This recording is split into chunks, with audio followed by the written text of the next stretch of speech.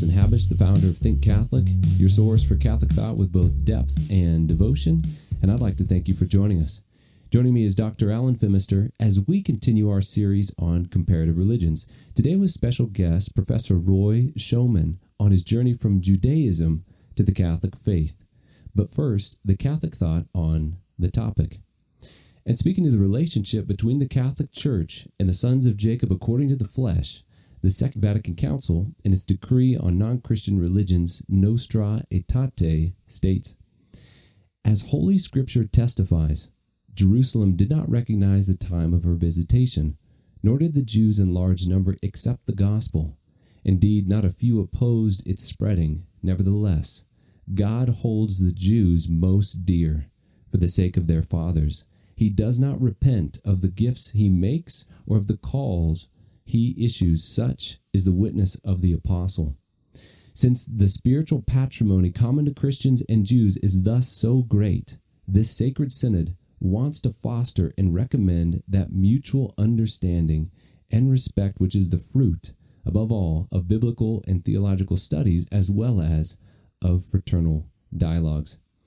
And as a published expert in mutual understanding and theological dialogue between Judaism and the Catholic faith, as well as a convert from Judaism himself, Dr. Fimister, would you like to introduce our guest?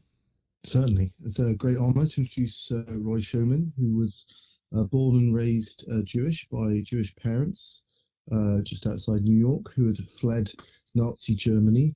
Roy grew up receiving a thoroughly Jewish education, followed by a Bachelor of Science degree from MIT and an MBA from Harvard Business School, where he then joined the faculty as Professor of Marketing. Well, a Jewish marketing professor, that is, yes, at Harvard Business School, he received two supernatural experiences, one of Christ and one of the Blessed Virgin Mary, that resulted from his unanticipated and enthusiastic conversion to Catholicism. Now he writes, speaks, and teaches on Catholic theology, focusing on the relationship between Judaism and the Catholic Church. He has written two best-selling books published by Ignatius Press, Salvation is from the Jews, The Role of Judaism in Salvation History, and Honey from the Rock, 16 Jews Find the Sweetness of Christ.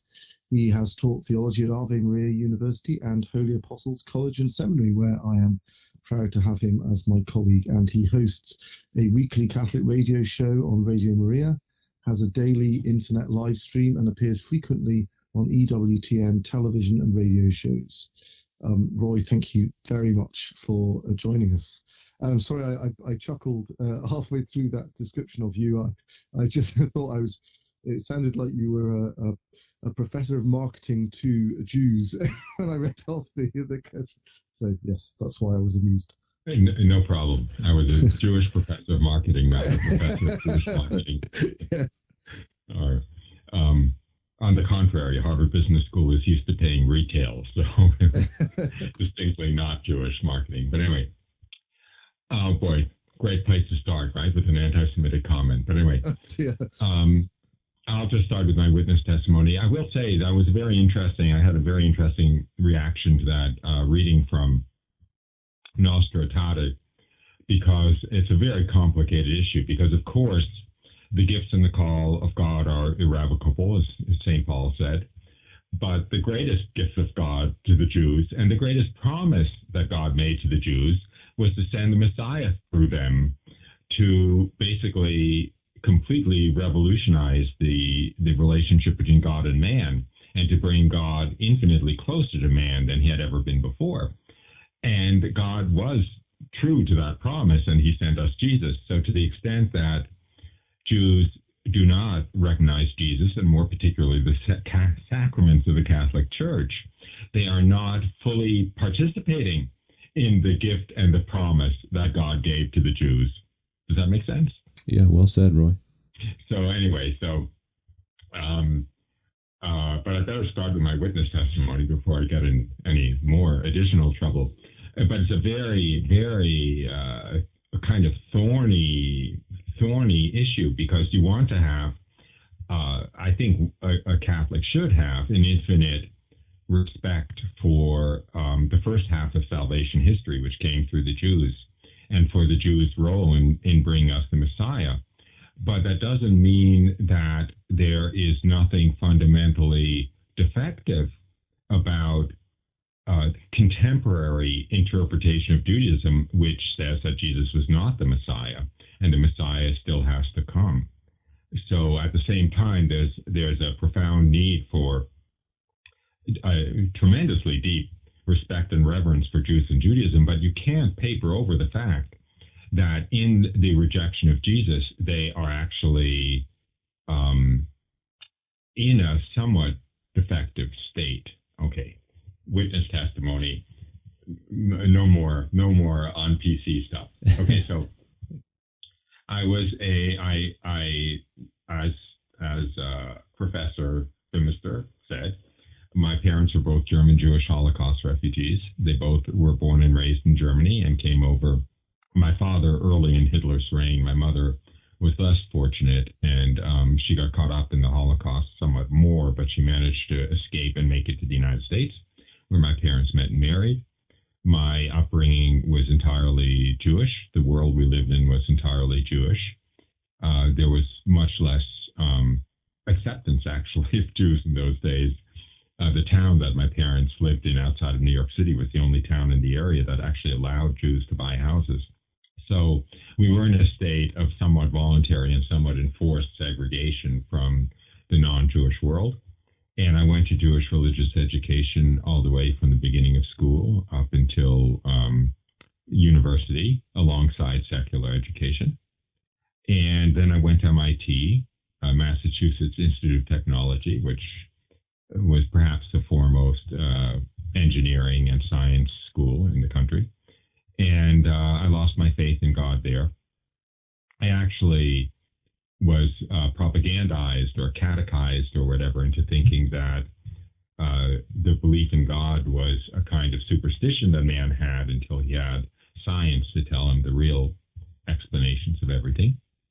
Anyway, so under that pseudoscientific worldview, I did not think actually in good conscience I could still believe in God, although on some level I kind of did, and I certainly wanted to, but I thought that it was kind of like a willing suspension of disbelief to believe in God, so I was essentially atheist when I got out. I went on to Harvard Business School after a few years working as a computer scientist. And I did well enough there that I was invited back upon graduation to join the faculty. So I found myself a newly minted professor of marketing at Harvard Business School at the ripe old age of 29. And that's really when the bottom fell out of my world, which also means it's where my witness testimony really begins. Because all my life, I felt there has to be a real meaning and purpose to life. And someday when I'm older, I'll come into the real meaning and purpose of life, which I thought would come from entering into a personal relationship with God, which I thought would happen at my bar mitzvah, which is the religious ceremony when the child is about 13. It's a little bit parallel to the confirmation in the Catholic Church. The child enters into religious adulthood in a ceremony in the synagogue. And I really thought that at my bar mitzvah is when I would enter into a personal relationship with God. But when that didn't happen, it was actually one of the saddest days of my childhood. But then I pretty soon decided the real meaning and purpose of life would come when I got a driver's license, or when I left home, or if I got into MIT, then if I got into Harvard Business School, then I would find the meaning of life in my career or whatever. But at this point in my life as a professor at Harvard, I was already more successful in a worldly sense than I had ever expected to be, but life still had no meaning or purpose, right? We were just the result of a bolt of lightning that hit a puddle of amino acids 5 billion years ago. And eventually we crawled out and we live for 80 or 90 years and die, and there's no meaning or purpose to anything, and things just happen.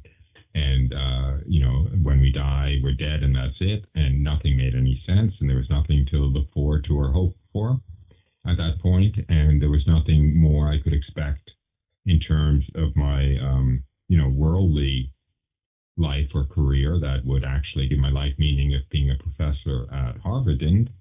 And so I fell into the deepest despair of my life at that point. And in that despair, I was walking in nature early one morning in a beautiful spot, kind of in between. It was an area of the national seashore, actually, on Cape Cod. And I was kind of in between the sand dunes and in the little pine forest behind the sand dunes. And I had long since lost any hope in believing in God when I received the most spectacular grace in my life from one moment to the next. I was just walking along, lost in my thoughts, when the veil between the spiritual world and the physical world disappeared.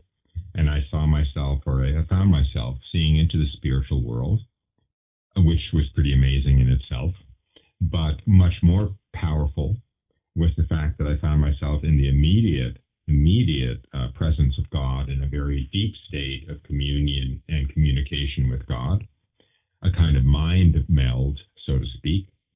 And I certainly experienced very directly my relationship to God and God's love for me. But it was as though I had died and was looking back over my life in the presence of God, seeing everything and understanding everything as I would after I died, looking back over my life in the presence of God. And in this experience, I received a tremendous amount of theological truths, I guess you could say, that were just shown to me.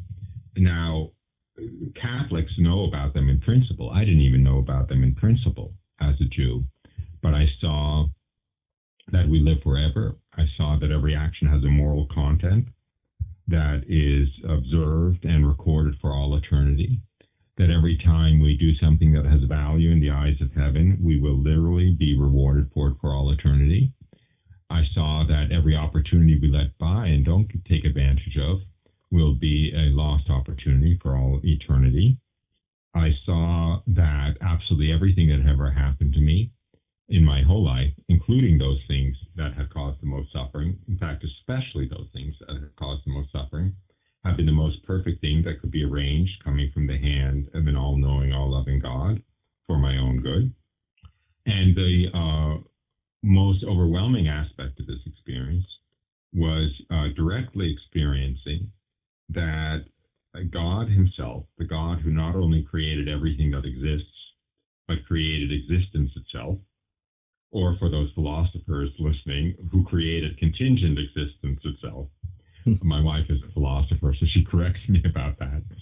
But essentially created existence itself, not only knew me by name, not only had been watching over me every moment of my existence, not only had been arranging everything to be the most perfect thing that could possibly be arranged for me every moment of my existence, but had been caring about me, obsessing about me,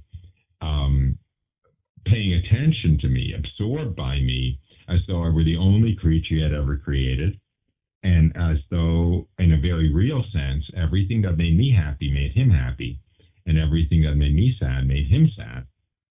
And it was coming into that experience or realization that transformed everything. I understood there's never any reason to be anxious about anything. I saw that one of my greatest regrets when I died would be all of the time and energy I had wasted worrying about not being loved, when every moment of my existence I was held in an ocean of love greater than I ever imagined could exist, coming from this all-knowing, all-loving God. And,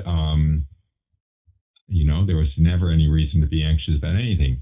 And there was certainly never any reason to, feel unloved, so to speak, or unnoticed, or whatever it is. So I definitely was happier than I had ever been, and I went back home happier than I had ever been. I knew that the meaning and purpose of my life was to worship and serve my Lord and Master and God, who was revealing himself to me. Now, during this experience, in the middle of this experience, I, of course, knew in the context of this experience that the meaning and purpose of my life was to worship and serve my Lord and Master and God, who was revealing himself to me. But I didn't know what religion this was. I didn't know what God this was. I didn't know what religion to follow. And I couldn't think of this as Judaism and the God of Judaism. I know it was, and I'm happy to talk about that if you're interested, but the truth is that the picture of God that emerges from the Old Testament is of a God far more distant from ordinary humanity than this God was, and far more judgmental. As a matter of fact, in the Old Testament, God makes it clear, it's explicit, that he does not reveal himself to ordinary people, but only to the patriarchs and prophets. And even King David, when he wanted to find out what he had done wrong, had to go to the prophet Nathan and say, find out from the Lord what I did wrong and what I'm being punished for, and so forth. So it never occurred to me that the God of Judaism would have this kind of intimate relationship with me. Now I know that, of course, it was the God of Judaism, but I also know something else, which is that the entire relationship between divinity and humanity was transformed by the incarnation of the second person of the Most Holy Trinity as a man. That was the whole point of it. So it's not that the Jews had it wrong, it's that God did not have the intimacy with humanity before the coming of Christ, and most particularly before the ascension of Christ and the full incorporation of the human nature into the divine nature that he has now. That's all a digression. I'm happy to go back and talk about that if you wish. But anyway, so I prayed, let me know your name so I know what religion to follow. I don't mind if you're Buddha and I have to become Buddhist. I don't mind if you're Krishna and I have to become Hindu. I don't mind if you're Apollo and I have to become a Roman pagan, as long as you're not Christ and I have to become Christian. And he respected that prayer. He did not reveal his name to me. But I went back home happier than I had ever been. As I said, I knew there was never any reason to be anxious about anything. I knew that we live forever. I knew that every moment has this infinite depth of meaning, because if nothing else, we can do something of value in the eyes of heaven, for which we will be rewarded for all eternity. I know that was a selfish perspective, but Jesus himself in the gospel says, the children of this world are wiser in their pursuits than the children of light are in theirs. So if you're going to be selfish, you might as well be selfish for the right things, which is our state of, for all eternity in heaven. So that was my mindset when I went back home. But anyway, all I wanted to do was know who this God was and what religion to follow, to worship and serve him properly and please him and so forth. But I didn't know who he was, and I went on some false paths. This had been a mystical experience, and so I looked into mystical experiences and so forth. But I did one smart thing, which is every night before going to sleep, I would say a short prayer I had made up to know the name of my Lord and God and Master who had revealed himself to me in this experience. And a year to the day after that first experience, I went to sleep. I thought I was woken by a hand gently on my shoulder and led to a room and left alone with the most beautiful young woman I could ever imagine. And I knew without being told it was the Blessed Virgin Mary. And the first thing she said to me was she offered to answer any questions I might have for her. So I asked her 6 or 7 questions, which she graciously answered. And then she spoke to me a little longer. And eventually the interview was over, and I went back to sleep. I'll make a comment about that in a moment. I now understand that this experience took place while my body was asleep in bed, but I thought I was awake. And I felt as though I was awake, and my memory represents it as though I was awake. And I not only remember things word for word, but I actually remember the things I didn't say out loud, thinking about, what about this question? That's silly. Okay, I'll ask that question, and so forth. So subjectively, it felt like a waking experience, even though now I know that it wasn't in the literal sense. But anyway, when I woke up the next morning, I knew I had been Christ in the first experience. And I knew who the Blessed Virgin Mary was. I really knew who she was. I had seen in this experience how she was the conduit through which all of the graces that flow from divinity into humanity flow. And so when I woke up the next morning, I knew I wanted to be as fully and completely a Christian as possible. I didn't know what that meant. I didn't know the difference between a Protestant and a Catholic. But I knew who the Blessed Virgin Mary was, so that led me fairly directly into the Catholic Church. So I am going to take a breath here and momentarily stop. Usually when I give my witness testimony, maybe I'm on stage with a microphone and I just have to talk nonstop for however long it is. But I have the great privilege today of having some listeners on the other end of the microphone, so to speak, who are at least as insightful and intelligent as me. So I will simply invite them to ask any questions they have at this point before I continue in my machine gun fashions. What an incredible witness, Roy. I could only imagine those people hearing this right now, just what is going through their minds.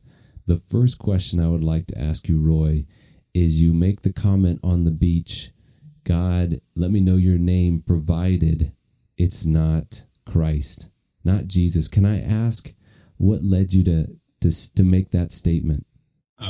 If I can be a little bit pedantic, it's not exactly what I said. What I said is I don't mind if you're Buddha, I don't mind if you're Krishna, I don't mind if you're Apollo, as long as you're not Christ. So I didn't actually ask him not to tell me his name, but I did let him know that I certainly didn't want to hear it. So, but anyway, growing up Jewish in the aftermath of the Holocaust, and both my parents being Holocaust refugees, it's quite a complicated backdrop that I have to paint. I had nothing against Christians. I had nothing against Catholics. The one fellow MIT student who I really chose to be my roommate and really wanted to be my roommate was a observant Catholic young man. So I had nothing against Christians, but I had something huge against Christianity and against Jesus. My understanding at the time was that Jesus was a false Messiah. Basically, any Jew has to either think Jesus was, well, I shouldn't say any Jew, but any conventional Jew who rejects Christianity has to think that Jesus was a false Messiah or that he didn't live at all. Those are the only choices. So I thought that Jesus is a false Messiah, that his followers came up with this religion of Christianity, and that as a result of Christianity, the Jews have been persecuted for the last 2,000 years and have undergone a tremendous amount of suffering, which only came about because of the role of Jews in Judaism in this false messianic heresy off of Judaism called Christianity. So Jesus was kind of public enemy number one. Jesus was the cause, Jesus pretending to be the Messiah was the cause of 2,000 years of suffering of the Jews. So needless to say, I had some reservations about embracing Jesus. Does that answer your question? Yes, thank you. Go ahead, Dr. Fimister. I hope you don't mind if I ask two completely unrelated questions. One is just a sort of silly technical question. I'm sort of interested in why you're so convinced that you remained asleep in bed, given all of those details you mentioned about thinking about what to say and then not saying some of the things you thought about saying. And the other question is not so technical or silly, I hope, which is, so I was interested from the perspective of Judaism, how Christianity itself, and in a way how Islam is explained, in that, I mean, it seems like an enormous thing that a billion people of Muslims should think that Jesus is the Jewish Messiah, even though they're wrong about lots and lots of other things, and that 2 billion people should believe that Jesus is the Jewish Messiah and that he's God in the form of all the Catholics and the Protestants in the world, and one would think that even if, of course, they're wrong, it would seem that that's an enormous event in salvation history that the prophets would talk about. I want to cut you off only because I have the memory. A memory which qualifies me to be president of the United States, if you know what I mean. So by the time I answer the first question, I'll have forgotten your second question. Okay. So, allow me to, and I want to do justice to both questions. Great. It's very kind of you to ask how I'm convinced that it was it was an out of body experience, or my body was asleep in bed or whatever. Because first of all, for the first year, I think I would have wanted to punch somebody who suggested that. It never occurred to me. I mean, it was so much awakening experience. However, having now, kind of exposed myself to a lot of Catholic theology and so forth. And even St. Paul says,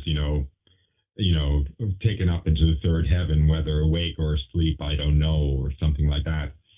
I think it's much more prudent to assume that my body was asleep in bed. And some of what I saw in that experience were supernatural truths. But that doesn't mean I necessarily had to be asleep to see them. I know that the Fatima children, for instance, were completely awake and, they saw hell and so forth. But it's just much more prudent. And I certainly don't want to bet my salvation on the fact that I was awake at the time or that it was a physical experience. People have asked me, do you have your bishop's, approbation of this apparition? To which I can say, I don't think the church has to give, official approval of dreams, if you know what I mean. So it just seems like a much more prudent and safer and probably correct interpretation of what happened. Yeah, I have no evidence to accept my subjective experience. And even that, once that subjective experience gets heavily supernatural, for instance, like the way I saw that the Blessed Virgin Mary was the conduit between divinity and humanity, it's there are more things in heaven and earth and whatever, the human mind is aware of. Things get very complicated when you're at this intersection between the spiritual world and the physical world. And I don't think it's prudent to kind of come down too hard on the side of it being physical. The other question, I think I can answer. I'll give it a shot, and you can let me know if I'm not hitting it on target. Jews are not stupid by and large. They are aware that, okay, I'm going to leave aside Muslims because actually it's another conversation, but I would have to be convinced that Islam teaches that Jesus was the Jewish Messiah. They simply teach that he was a great prophet, second to Muhammad. If you were to tell me that you know for a fact that Islam or the Quran names Jesus as the Jewish Messiah, I would stand happily corrected. My current understanding is that the Quran and Muhammad simply says that Jesus was the greatest of prophets until Muhammad. I was under the impression that they claim that Isa is the Messiah, but I'm not a scholar of Islam by any stretch of the imagination. Okay, in other words, I have a lot to learn, including that, apparently. The Jewish understanding of why, so here's the problem. The problem is clearly, and I do want to leave Muslims aside for the moment. I think there's some confusing issues here. But Jews are certainly aware that there are 2 billion Christians in the world. And if you have this false Messiah who ends up getting 2 billion followers in the world, it has to be part of divine providence. It has to be part of God's plan. So the question they're faced with is, in what way is this part of God's plan? And their answer is the following, which is, Judaism is by nature restricted to Jews. If you want to restrict a religion, a good way to do it is to require circumcision of converts, right? It's hardly much of a selling point. So Judaism was always intended essentially for the offspring of Abraham through Isaac. It was never something to spread throughout the whole world until the coming of the Messiah. However, when the Messiah comes, this is from the Jewish perspective, God wanted the whole world to understand that this person who came was the Messiah and what it means that he's the Messiah. So God introduced Christianity as a way of educating the whole world from their polytheism, from their paganism, to understanding about the one true God, to understanding of the moral prescriptions of the Old Testament, and to be prepared for the coming of the Messiah, so that when he comes, they'll recognize what happens, and all they'll have to say is, whoops, I guess we were wrong about Jesus, but this is the real guy. So somehow the whole world had to be educated in Judaism without becoming Jews, so to speak. Is there any claim that this is anticipated by the prophets, that there would be this several millennia of false but No, I don't. Judaistic Not that I know. belief? Not that I know of. Yeah, okay. Roy, you're speaking on a kind of evangelization in a sense, as looked at through Judaism. That would be my next question. Since Judaism, in one sense, it's a race, the offspring of Jacob, but it's also a religion. Do those who are part of, who are ethnically Jewish, do they wish for the Gentiles to come into Judaism as a religion, or is it more of something that we would like to keep within ourselves, like within the family, so to speak? It's not. It's something. It's a third thing, which is what we know of actually as Christians. I mean, we have the fullness of the truth, by the way, as Catholics, which makes it a lot easier to understand Judaism than it is for Jews to understand Judaism. Actually, that's one of the reasons I wrote my book. As Catholics, we understand that the purpose of Judaism was not for Judaism to propagate throughout all of humanity so that everyone on earth would be Jewish. The purpose of Judaism was to enable the coming of the Messiah. I mean, the whole purpose of Judaism was to enable the incarnation of Christ and to provide an infrastructure that could be the nucleus from which Christianity would spread. That was its purpose. It fulfilled that purpose. Otherwise, there wouldn't be 2 billion Christians in the world. So we understand that Judaism wasn't meant for all of humanity. It was meant to bring the Messiah, who would then bring salvation to all of humanity. That is the teaching of Judaism within Judaism. The Jews are to be a light to the Gentiles. They're to be a light to the nations. They're to be the source of the revelation of God to all of humanity, not through Judaism, but through the revelation of the Messiah. So, I mean, basically, the Jews are right about that. They're just wrong about the fact that Jesus was the Messiah. Did that answer your question? Yeah, thank you. Why do you think there's such a... Because, I mean, I've been quite disturbed over the last few years by the kind of increase in weird conspiracy theorist sort of anti-Semitism in more conservative Catholic circles, which I found quite disturbing. Even people who seem to be quite sane and orthodox have started going off on this weird, a very disturbing, unpleasant tangent. And I'm just wondering if you have any views on why this phenomenon has occurred, or am I mistaken about it? I don't know whether I'm just seeing things that were there already that I hadn't noticed before, or whether there's a genuine increase. No, you're not imagining it, and it's a source of great consternation to me. I, in some ways, am a traditional Catholic. I do like the Tridentine Mass. I like the old style religion and so forth. And it's very disturbing.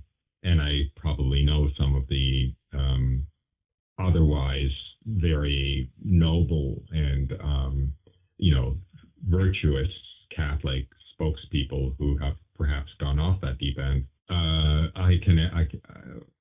There's so many answers to why it's happening. One is, you started the show by citing Vatican II. Yeah. Vatican II had a profound influence on the praxis of the Catholic Church, right? I know it's not dictated by Vatican II, but we now have the Novus Ordo Mass, not the Tridentine Mass. We now have a ecumenicism that had been condemned at times in the 19th century. This is true. I mean, we're not talking about change in dogma necessarily, but we're talking about change in attitudes and change in practices and so forth. All you have to do is, look at late 19th century papal documents and see that many of the things that the church now applauds were actually heavily frowned upon, to put it mildly. So what you have is a kind of de facto, it's not really a schism in the church, but you have a de facto split between people whose hearts are with the kind of Catholicism that characterized the period up until the middle of the 20th century, and the kind of Catholicism that characterizes the last 60 or 70 years. I don't think I'm being controversial yet, am I? I don't think so. Go on. Okay.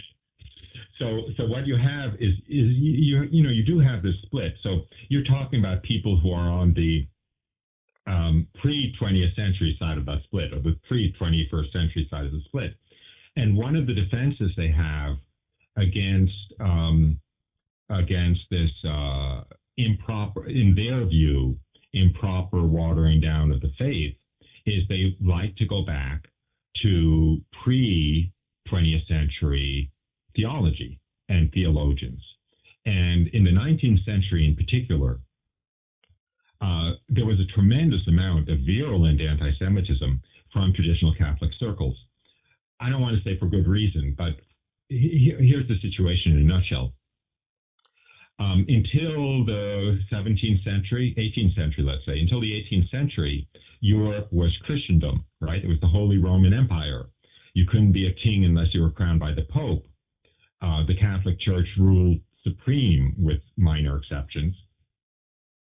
And what happened? You had these revolutionary movements all across Europe. You can think of the French Revolution. You can think of the Risorgimento that overthrew the Papal States. You can think of the German city-states that had revolutions that overthrew their theocratic governments and so forth. And most of those revolutions, the Jews were always on the side of the revolutions. Now, the reason they were always on the side of the revolutions was they had no emancipation, they had no civil rights under the Christian monarchs. By and large, true. Especially, well, I shouldn't say that, but for instance, in the Papal States, there were tremendous restrictions on where Jews could live, what they could wear. They couldn't have any fraternal relationships with Christians and so forth. In France, they had no civil rights until the French Revolution granted them civil rights, so forth and so on. So yeah, the Jews were part of the revolutionary force, so to speak, that overthrew Christian rule, Christian monarchy, Christian theocracy. Same thing in Russia, right? The Tsar was the head of the Orthodox Church, and then you had the Bolshevik Revolution, and the Jews got emancipated in Russia, but the church lost its standing and so forth. So the 19th century was kind of saturated in the fact that the Jews were destroying Christianity or destroying the Christian civil order. And these conservative Catholics like to go back to, or a lot of their reading is based in that stuff, is one reason. And a lot of their worldview is based in that, the kind of oath against modernism and there were serious condemnations of secularism and in the existence of the secular state coming from the church in the 19th century. And so these conservative Catholics tend to go back to that. And wherever they look, they see Jews as the revolutionary force or as part of the revolutionary force. And there was a lot of spurious anti-Semitism in those days also, like the Protocols of the Elders of Zion, which purported to prove or give evidence that the Jewish revolutionary impulse, so to speak, was not simply one of emancipation, but was of world domination. So that's, I think, the virus that you see infecting these circles today. Yeah, that makes sense. Roy, if I could go back to, on a similar vein as Dr. Fimister asked about how Jews would explain the explosion of Christianity in God's providence, I would ask kind of a similar question on the interpretation of the book of Daniel. So as a Christian, it does look very clear, the 70 weeks of years, the 4 kingdoms. He's speaking to the Babylonian king, that there is a very exact timing and there's a very exact earthly kingdom in which the Messiah will come. Rome, those 490 years past. I believe it's the Temple of Zerubbabel. Correct me if I'm wrong there, Roy, but it seems like that window has passed. And of course, Jesus comes, the Word becomes incarnate in that window. So how do Jews today interpret the book of Daniel? Was it interpreted in one way before Christ and now it's interpreted differently? or is it more of just not considering it as seriously, or what would you say there, Roy? Well, first, let me ask you a question. In all honesty, if you had not heard the interpretation of that passage in Daniel, and if you were simply looking at the text itself, talking about, after 6 weeks, and then after 7 weeks, and then after 49 weeks, and then after half a week, would you actually have come up with that interpretation?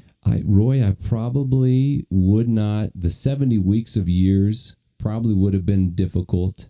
Of course, it's impossible for me to answer that question, but the kingdoms, to me, that seems more easily digestible. But go ahead, Roy. The what?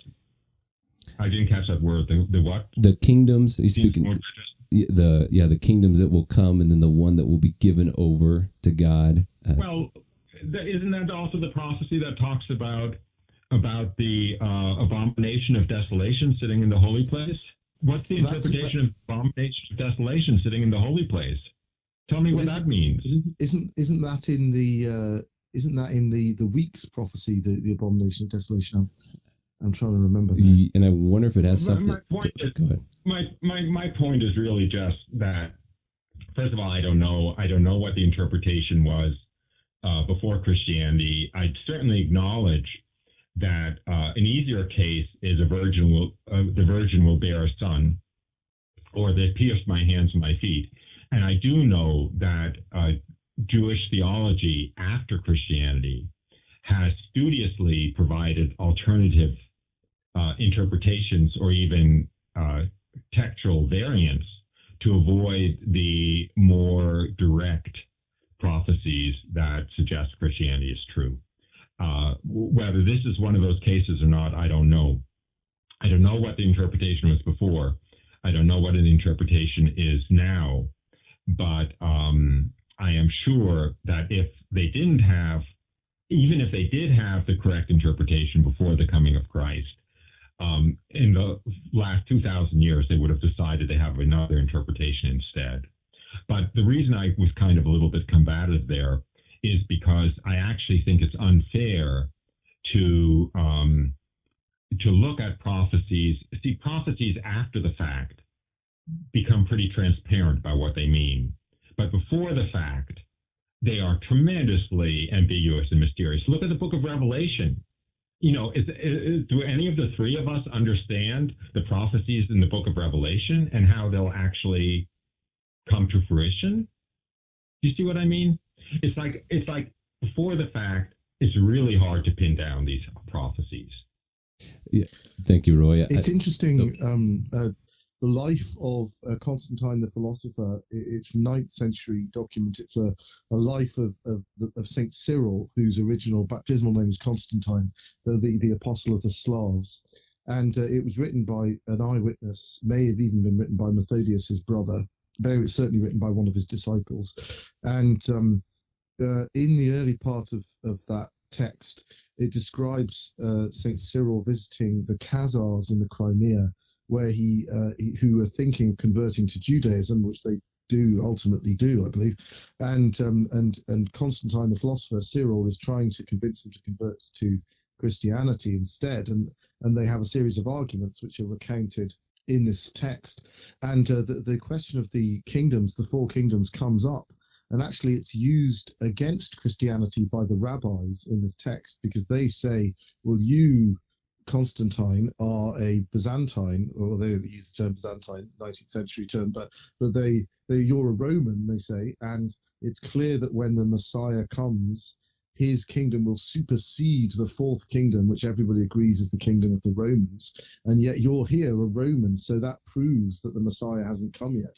So interestingly, that it's actually the same interpretation as Christians take of the 4 kingdoms is being taken by the rabbis in this story, as an argument against the truth of Christianity. Of course, nowadays we think of the Roman Empire as being in the past, but in the Crimea in the 9th century, they didn't. They thought of it as something that was still very much in existence and centered on Constantinople. And Cyril has to, his interpretation is that the Roman Empire ceased to exist in the 4th century when Constantine converted, and was handed over to the Messianic kingdom, became the Messianic kingdom, or became part of the Messianic kingdom.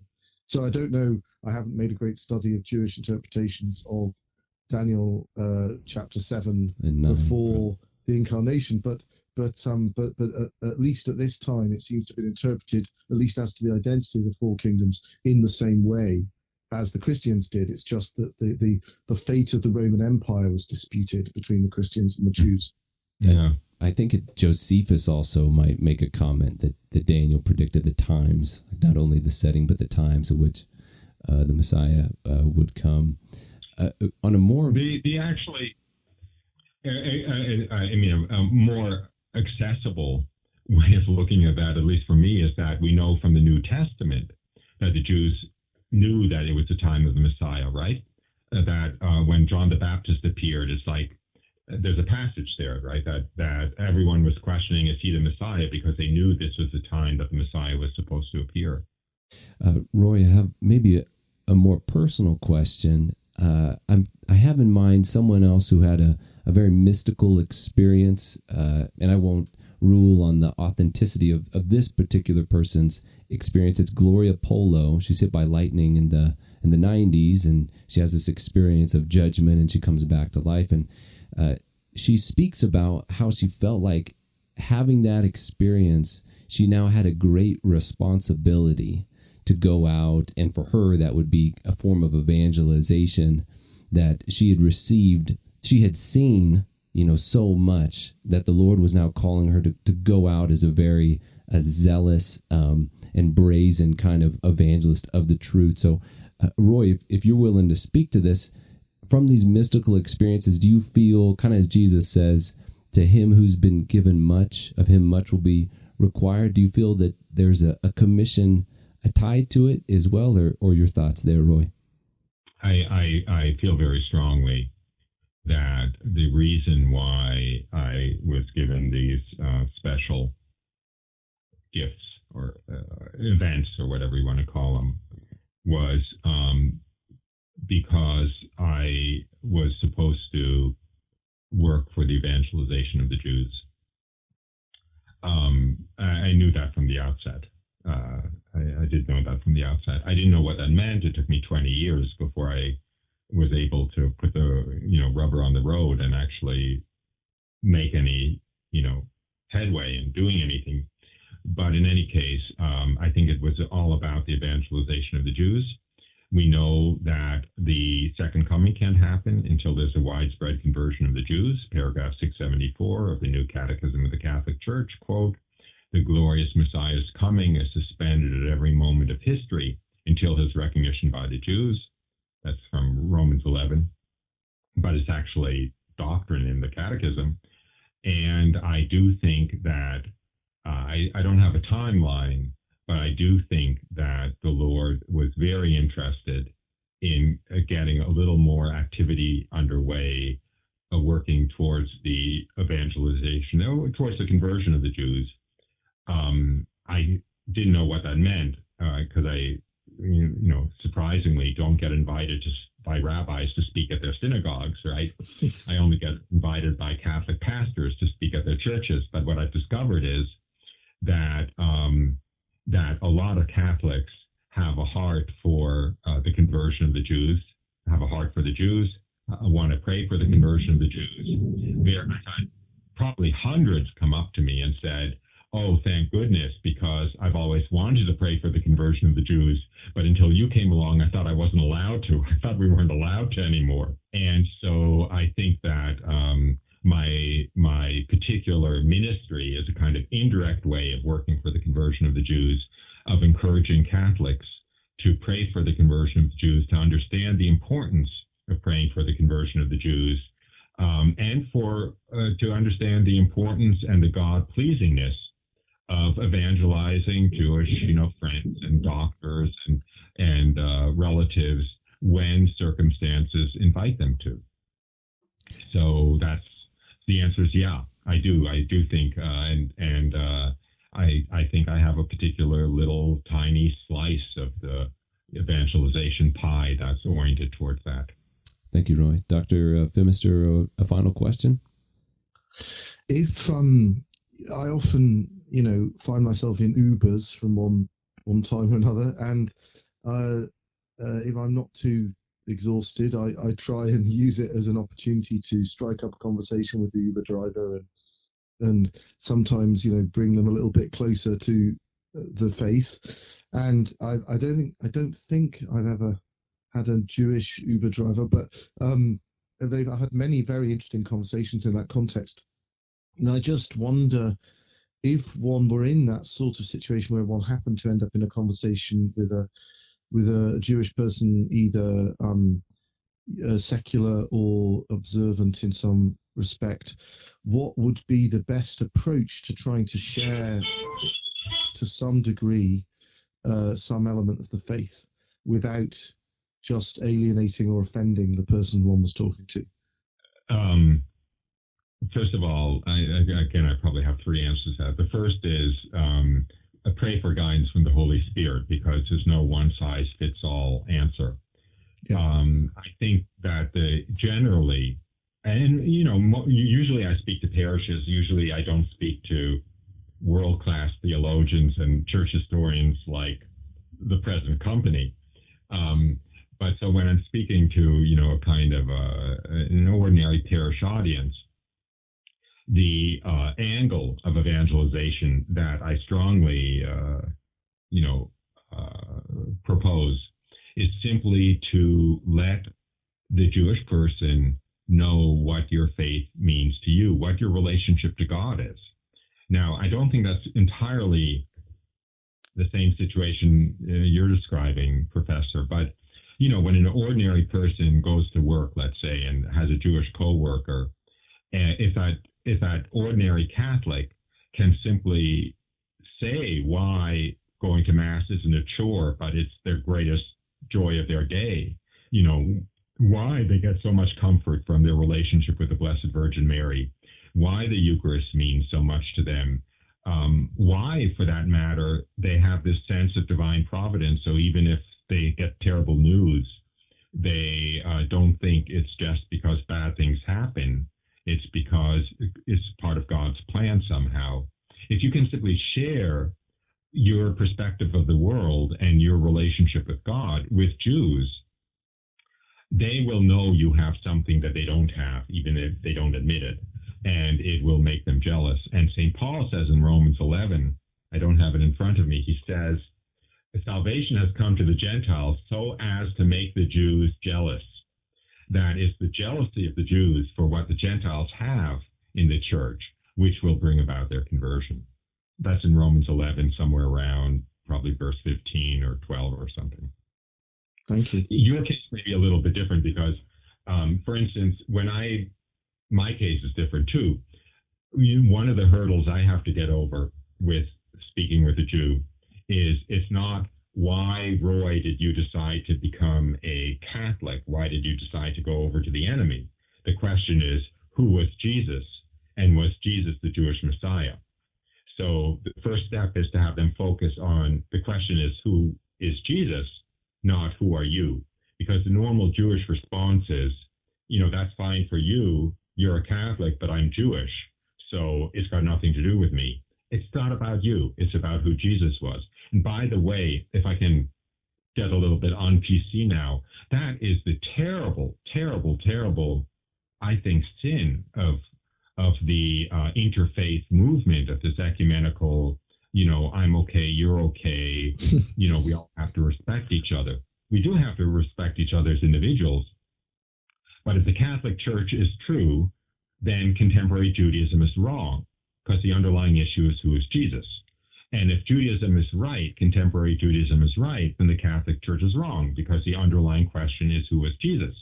And Jesus either was the Jewish Messiah or he wasn't. He either was the Son of God or he isn't. So if the rules of not giving offense are such that you can't address the elephant in the room, then it's doing a terrible disservice. Yeah. Well, I was thinking a bit about what you said earlier. About the roots of resurgent anti-Semitism among conservative Catholics at the moment. It seems to me that there was a really important examination of conscience that had to take place after World War II. I mean, something so appalling can't happen without going over what you've done for hundreds and hundreds of years and thinking, well, am I in any way responsible? Is the church, and Catholics anyway, in any way responsible for what's happened? And that seems to me, obviously, that was vastly, massively important and necessary. And that seems to have been, as the evil one always does, misused to try and generate a phobia of sharing the gospel, which in a way is an even greater crime. Well, not, I don't know, perhaps that's too dangerous to say, but is also a terrible crime to deny the truth of the gospel to Christ's own people as a supposed apology for having failed to protect them from this horrendous abomination in the 1940s. I agree completely.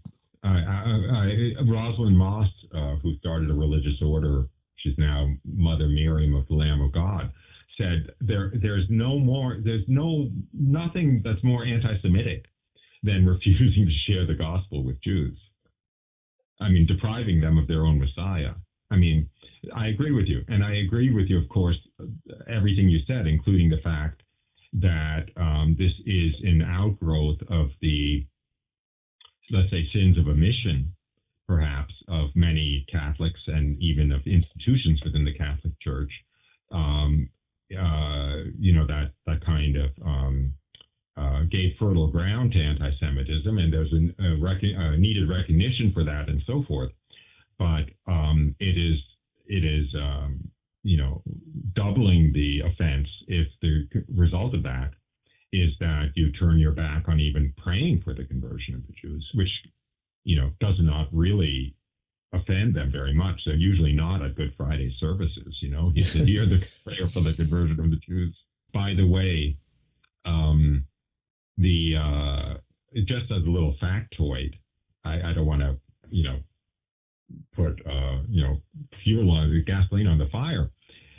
The Vatican newspaper of the 1930s, Civiltà Cattolica, in as late as 1932 and I believe 1933, published articles confirming the blood libel, that Jews needed the blood of Christian children to make their Passover matzahs. That's terrible. Newspaper in the 1930s.